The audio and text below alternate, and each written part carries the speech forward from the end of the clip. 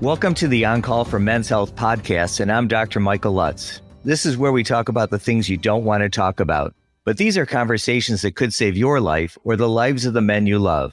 Thank you for joining us. And today, we're going to talk about interviewing the interviewer, because today's guest is Dr. Deanna Lites. She's been a health reporter for WWJ News Radio 950 in Detroit. Dr. Deanna Lites is an award-winning television and radio reporter with more than 20 years of local and national experience, including health reporting for the cities of Miami, Boston, Chicago, and now Detroit. Her reporting has garnered numerous awards, including 6 Emmy nominations, 2 American Heart Association awards, the Florida Hospital Association's Jack Hardy Communicator of the Year of the State of Florida, American Cancer Society Woman of the Year Award, a Michigan Association of Broadcasters Award, and an Associated Press Award. She's been a frequent speaker and moderator for numerous corporate events, including the Detroit Economic Club, where she's interviewed CEOs from major corporations, and a speaker on women and heart disease for Ascension, Michigan, and Beaumont Health. And today I'd like to have the opportunity and the honor to introduce Dr. Deanna Lites. Thank you for joining us. Thank you for having me. That was a lot to talk about. I didn't realize you had so much history behind you. Why did you become a health reporter? Oh, I figured out a way to merge 2 of the things that I really enjoy doing, writing and communicating, and health. So I used 2 backgrounds and merged them together. And that's how I came up with becoming a health reporter. Do you have like a favorite previous job? I mean, I'm not talking about CBS radio. I'm talking about something before this. Well, I was fortunate to work in wonderful cities. So I was a television reporter, as you mentioned before, in Miami, in Chicago, in Boston. So, there's nothing wrong with any of those places. I enjoyed living there a lot. Yeah. So radio versus television. What do you like? Oh, they both have pluses and minuses. They're both, though, interesting. You're still talking to interesting people like yourself. I've interviewed you many times for stories. And it's just different ways of putting the reporting together. But it's still trying to get information, make it in an easy to understand manner, and get it out to the listener or the viewer so that they can have some access to new health information. I always thought I wanted to be one of those TV doctors. And I realized pretty quickly that that was not who I was or who I wanted to be. And I thought the reason is because I know what my passion is and I know what I'm passionate about. And I see some of the TV doctors, so to speak, when they get on television, they have to tell the story that they're told to tell. They don't get to cover their story their way. They cover it the way they're advised to cover the story. So how do you manage that and be true to yourself? I've been told topics to cover, but I've never been told that I have to tell it a certain way. I mean, you as a journalist, you have to put certain information in there in an easy to understand manner. But some topics, maybe you don't enjoy them as much, but I always feel like I'm just sort of a medium to get new or different or interesting health information that can oftentimes be life-saving out to people. And whether I might not be as interested in the topic or not, it doesn't matter. I just want to do a good job and get it out.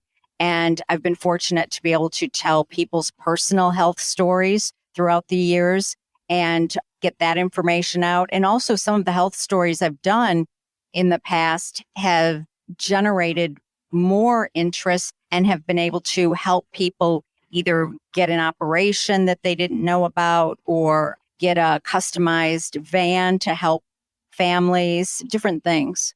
So you've covered a lot of stories over a lot of years. Do you happen to have a favorite interview or guest that you've actually covered? No, that's probably like a parent saying, do you have a favorite child? There are so many that I've been so fortunate that it's really hard for me to think of one story. I mean, even just recently with the COVID-19 pandemic, I've interviewed numerous COVID-19 survivors. Some of these people were on ventilators for 30 days, 60 days. They had to relearn how to talk, how to walk, how to do all sorts of things. Those stories stay with me. I mean, there's just every day, it seems like there's something interesting. So I don't really have one story that particularly stands out. You know, sometimes when you cover these topics, you ask a lot of questions that get very personal and people get very emotional. Have any of these that you can recall recently or maybe in your past ever affected you personally where it almost became difficult for you to complete the interview? I can tell you a story that I started to cry during the interview, which I had never done before. It was a story about shaken baby syndrome. And a woman was there. She was the guardian of these two little girls that were 5 years old. They were her granddaughters. And one was a typical 5-year-old. And the other one was like an infant. That baby had been shaken by her father, this woman's son. And she was out talking, wanted to get the word out about shaken baby syndrome and how if you're around an infant and they're crying or they need something and you feel very upset and you feel like you're going to lose it, to try to step out of the room, go outside, call someone. Don't do what her son unfortunately did and ruined one of those twins' lives. Wow, that's got to be hard. You know, a lot of people ask me all the time, how did I get involved in men's health and why did I choose this? And I think a lot of it is when I was in my first year of medical school, I was 21 years old and I developed a sudden onset of gross hematuria, which is visible blood in the urine. And I was feeling sicker than a dog. I went to go see a urologist when I was living in Chicago at the time, and they couldn't make the diagnosis. But my kidney function declined pretty significantly to the point where I had only a third of my kidney function left. I flew back to Detroit, which is my hometown, and saw a nephrologist in the emergency room at Sinai Hospital. And I remember at that moment when he turned to me and said, you know, you might need dialysis tonight. We're going to be doing a kidney biopsy tomorrow. I thought that was it. That was the end of my life.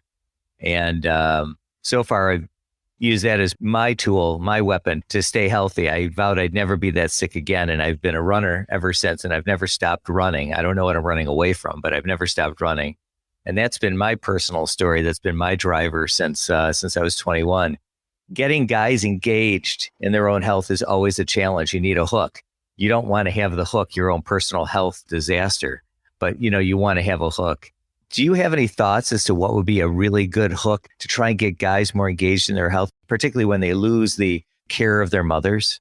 Well, a lot of guys think they're a superhero and they don't pay attention to your health, like you said, and yet they're the head of the household in most instances, and their health is real important. I don't know why they're not. I feel like in some ways, though, maybe it's turning the tide a little bit. You would know better than I do, but I feel like a lot of guys I talk to have more knowledge about nutrition and do pay attention a little bit more to their health than maybe 10 years ago. I'm not sure if you see any improvement in that. We do. And one of the things that I try and talk about as often as possible, that men's health is not just about men. It's really about the health of the family. If the male in the family gets ill, then the family suffers from that illness, and the children have a much more difficult time surviving overall, economically, educationally, and socially. And so it's really important to support men's health, even if you're just thinking it from a selfish perspective where you're thinking of the health of everybody else or the health of the family. It's really important to put everything into perspective because everything has value, and it's not just men's health just for the health of that one individual. And don't you think that your personal health issues that led you into urology also make you more empathetic and understanding because you have some firsthand experience? I don't know if you can always teach empathy. I think all the times that I've run across other physicians, those who've been through illnesses and whatnot, I think it helps you be more understanding of what people go through, but it doesn't always create the empathy that should be associated with caring for other individuals and understanding the attendant anxiety, pain, suffering that goes on with individuals when they're facing a diagnosis, diagnostic treatment plan and treatment planning, and then the recovery thereafter. So I think it's really challenging to try and create an empathetic environment, but creating empathy for an individual, I think, is a real challenge. One of the things that we talked about just a few years ago was your personal health issue. Do you want to tell me a little something about your heart issue and how it kind of came about? Yeah. So I was asked to do a story for Heart Month, February. And one of the hospitals called and said, some hospitals offer like 7 heart tests for, I don't know, maybe $100, or maybe it's a little bit more than that, but simple tests that can provide a lot of information about your heart. And they asked me if I would do a story on it, and not just do the story. They wanted me to go through the tests. And I told them ahead of time that I didn't have any problems. I wasn't complaining of any chest pain. I always had normal blood pressure, didn't have any types of things that I thought would be wrong with me. So I was certainly happy to go through the tests, but I just wanted them to know that I was going to be a perfect patient. And so I did go through the tests, and it turned out that the person that needed the most knowledge about the heart was me, because one of the tests before I left that the cardiologist asked me to have done was a calcium scoring test. And that's just a scan of your heart. It looks at the coronary arteries, and if you have any plaque on them. It only takes a couple minutes to do. And I did the test and I was ready to leave. I was actually putting my coat on, and he ran to look at the scan and called me over and said, "I think you have heart disease, and I think you should get a stress test." Well, obviously, I thought maybe he made a mistake, or, I was a little floored by that. I came back to work and my news director said, "Hey, how was your story?" And I said, "The doctor told me that I might have heart disease and I should have a stress test." Anyhow, after a few days, I did nothing. And I happened to tell my younger sister about it. And my sister doesn't let go of things. And she started asking me every day if I had called a doctor to get the stress test. And I finally did. And so I went for the stress test. And again, it was a stress echo. And doing the running, I was doing fine. I wasn't out of breath. I didn't have any pain. I thought again that it was great. And when I finished, I even texted some of my friends and said, I hit it out of the park. It was like, no problem. So I was expecting to then get a, good report. And what happened was later that day or the next day, the cardiologist called me on the phone and said that my EKG was abnormal when I was exercising and I needed to have some further testing. And long story short, I needed to go in for a cardiac catheterization, and I now have 4 stents in me. One of my coronary arteries was 99% blocked, and I had no clue at all. Wow. And you had no symptoms of any kind whatsoever? Nope. I think I was playing tennis like the day before I went and did those heart tests and had no problems. And yeah, it just goes to show that sometimes you might have a problem and not even realize it. And so I shared my story on the air because I thought, if you look at me, I have the proper weight. I don't smoke. I don't drink very much alcohol. I try to eat healthy, yet I had this problem. So I did the story. And since then, if I look at it now, I would say it was probably like 4 years ago, but thousands of people have gone to get tested.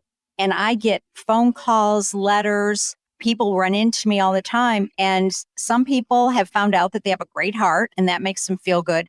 But other people have found out that they need to be on cholesterol medicine, or they have had to have a stent that they didn't realize that they had a problem. And it's really interesting too, because you don't realize, like, just by sharing that story, I'll be at a party somewhere. Last summer, I was at a party outdoors and a girl was asking me to tell someone about my heart. And I did. And in the meantime, there were a few people that were helping serve at the party. And these women came up to me and said, "We're sisters and we heard your story. We weren't trying to, eavesdrop, but can you tell us about the test? Because one of our sisters had a heart attack recently." So I wrote down all the information for them. So you just don't even know. It kind of trickles around. And yeah, so now I am a cardiac patient, and I went to cardiac rehab after my stents because I was a little nervous, to start exercising again, because I thought, well, if I didn't realize I had a problem and I did, maybe I need to take things easier or whatever. But gradually I got my strength and my confidence back. And I play singles and doubles in tennis and do all kinds of other activities, and everything's been good, knock on wood. I saw my cardiologist just a couple weeks ago, and all my numbers are good and everything's good. When you were diagnosed and being treated for it, did it give you any sense of inner sadness or depression that you had to deal with at that time? I was more, I think, just taken aback, sort of shocked that this happened. And I don't think I might have been like, I was just a little sad because you feel like my body let me down and I didn't know that. I didn't know what was happening. But on the other hand, I try to look at the good, and I'm very fortunate that I did those tests, because if I didn't do those tests, we might not be having this conversation today. And we'd be all missing out. So I'm glad you did. You know, it's amazing how much impact when you cover a story it has within the community. I remember our first men's health event when Charlie Langton modeled how he could get his bone density tested at our men's health event. We had 400 men stand in line till the middle of the night to make sure they got their bone densities checked, because they knew that if it was something Charlie did, they needed to do it too. It is just incredible how the notoriety or the expression of your information into the community can be so penetrating. And it's really important what you say. People listen.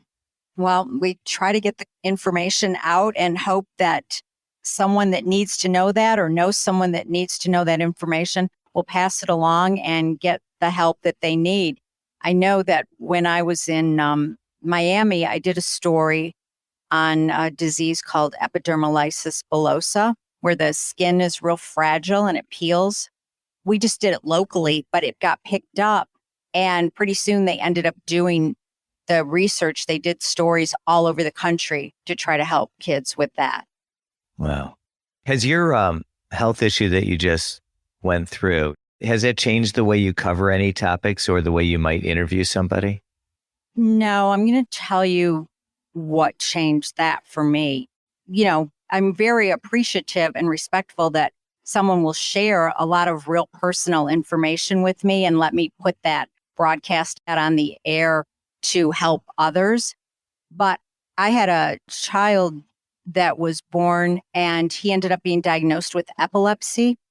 And he eventually died when he was 5 from a seizure, because as you know, epilepsy is life-threatening disease. And I did stories on that. And I also realized that once you go through something like that, really you can talk to anyone about anything. So when I've met many parents who have lost a child to cancer, or I've talked to cancer patients, or talked to other people with life-threatening diseases, and I feel very comfortable talking to them and asking questions. And I did before, but I think since that experience, it's made it even different for me, because I have a different way to look at things.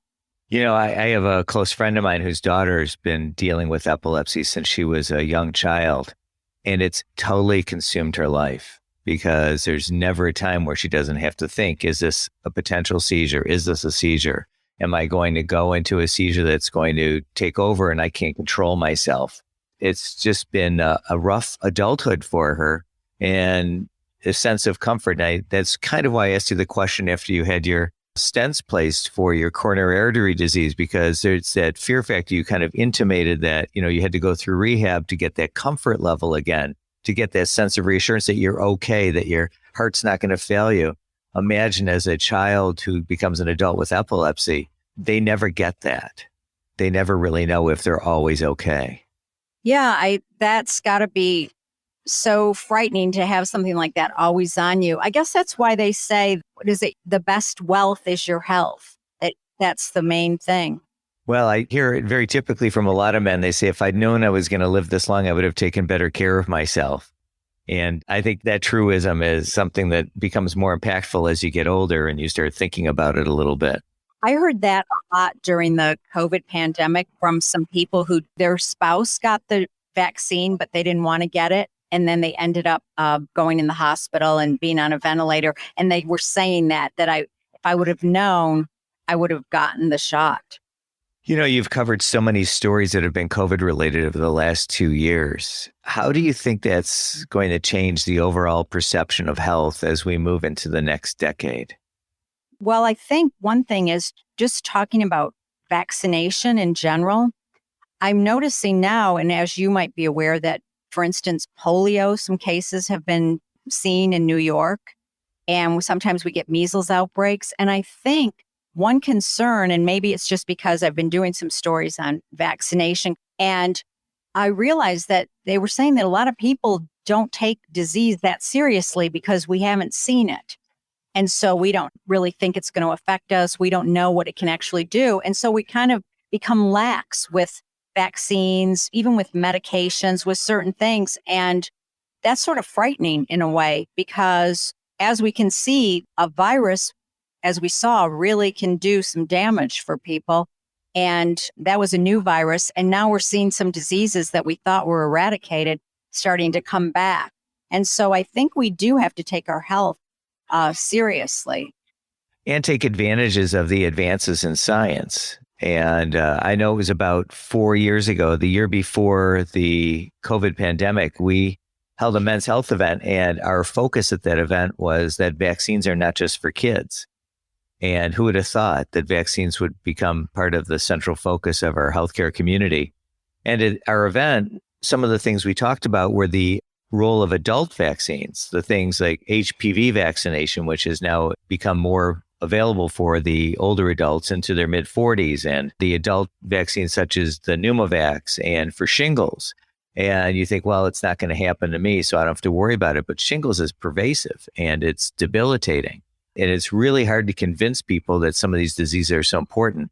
I think with the recurrence of polio, that's going to be a disease that is so devastating that might actually be to the advantage of convincing the communities at large to get vaccinated to protect themselves and the community. Yeah, and I think I understand sometimes people obviously are leery of things, but I feel like partly social media and all the knowledge that we have is good and bad, because sometimes misinformation gets out there. And I guess you want to try to steer people to reputable websites. I'm not sure how you handle patients that might come in and be on the fence about different vaccinations, whether it's COVID or shingles or pneumonia. That's always a very difficult topic because vaccinations have now become so politicized, and you don't want to alienate people for the wrong reasons. You just want to give them the straight scientific facts of the value of being vaccinated. But a lot of times, whatever you say can become sometimes twisted into a conversation that doesn't take you to the place you need to go. And so it's really important to try and let people know the actual reason why a vaccine, a treatment, an option should not only be considered, but should be something that they should do, not only for themselves, but in this case, the COVID vaccine for others. And so I think this was a real challenge. For the first time, this is the first vaccine that I can remember that you would take the COVID vaccine, not just to protect yourself, but protect others around you. I do want to move on. This is something that I thought was really kind of interesting. You said your favorite quote was rejection is God's protection. Do you have a personal example of why you say that? I just think in so many instances where, for instance, you maybe didn't get a job that you really wanted and you thought was going to be amazing and it didn't work out.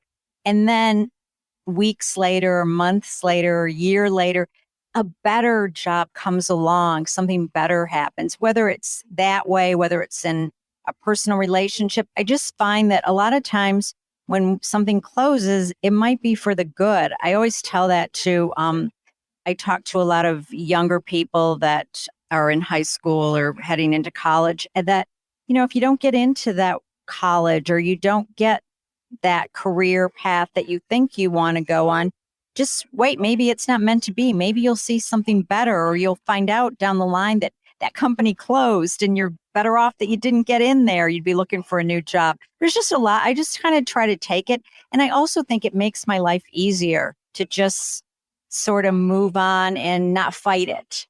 I remember for me, it was my first job as a urologist. I was in a group for only about 2 years and they said goodbye to me. And the reason I say goodbye is because they said, I think more about my family than I do about my work. And I thought, well, that's a reasonable statement. I do love my family a lot, and they are very important to me. Best thing that ever happened. I then went out on my own, and I've had nothing but great times ever since. And now it's 36 years later. So that was, the old expression, when one door closes, another one opens. And I think that's another, analogy to the rejection is God's protection. So I do agree with you. I think that the problem with today's society is a lot of people live only in the moment. They can't think beyond the moment. And so it's important to be able to think deeper than just the moment that you're living within. Yeah, it's hard. You get your hopes up for something and it doesn't work out. And sometimes it's hard to take a breath and sit back and pivot, regroup and go another direction. But I think the majority of the time, it all turns out well in the end. We just can't see it at that moment, but we got to just, switch. I have found that with most things in my life. And with all the things that you've done in your life and your career, and I know you're still just in the middle of it all, what would you want to have as your legacy to be remembered for the things that you've done in your contribution to being a health reporter in the community within which you live? That I always tried to do my best. And that's what I do every day when I go out on a story. And I feel really blessed and fortunate to get to do this type of work. I enjoy it. Every day is fun. Every day is different. And I've been really fortunate to get to meet so many interesting people throughout the years. And you've been a gift to us at our Men's Health Foundation, and all the things that you do and the stories you helped us share with the community to get the men involved and be advocates for their own health. So I just want to say thank you. Thanks to Dr. Deanna Lites for being here today and sharing her own personal thoughts and stories and commitment to our community. I want to thank you for joining us. I'm Dr. Michael Lutz, urologist and founder of the MIU Men's Health Foundation. Through our events, resources, and this podcast, we are dedicated to men's health advocacy and awareness. We're focused on education, research, and treatment of prostate cancer and men's health-related issues. And for more information about the work we do and how you can get involved, visit us online at www.miumenshealthfoundation.org. And thank you so much.